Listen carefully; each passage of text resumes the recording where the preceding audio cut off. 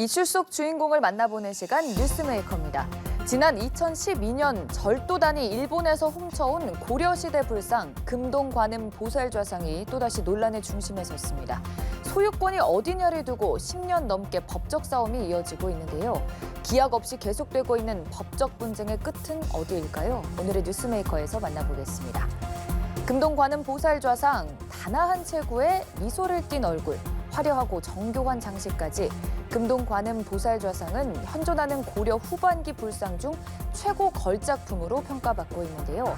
사료로서도 조성 연대와 조성 사찰, 조성 목적 등을 알 수 있는 유일한 예로 평가받으면서 국보급 보물로 여겨져 왔습니다.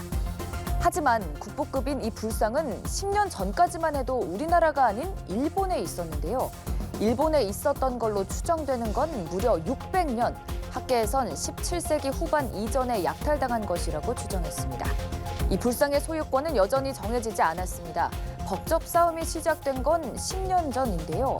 문화재 절도범들이 일본의 스시마 섬에서 국보급 문화재인 금동관음 보살좌상 등을 절도해서 국내로 들여왔었습니다. 이후 정부가 압수했지만 충남 서산의 부석사가 소유권을 주장하면서 긴 법적 다툼이 시작됐습니다. 1심 재판부는 부석사의 손을 들어주는데요. 외구가 비정상적인 방법으로 가져갔다고 보는 게 옳다는 취지였습니다. 하지만 정부는 항소를 했습니다. 항소심에서 또 다른 반전이 일어났는데요. 정부와 부석사 간의 소유권 분쟁에 일본의 관음사까지 뛰어들었기 때문입니다.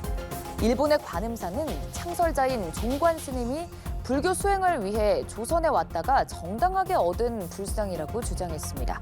하지만 서산의 부석사 측은 외구였던 종관 스님의 선대가 서산 지역을 침탈했고 이 과정에서 불상을 약탈해 갔다고 주장했는데요.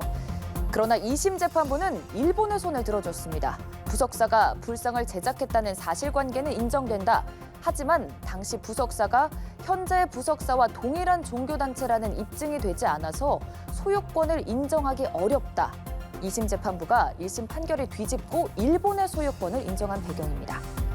하지만 법적 다툼은 끝나지 않았습니다. 부석사 측은 용기 있는 판사가 있었으면 어땠을까 하는 아쉬움이 남는다며 대법원 상고 의사를 밝혔는데요.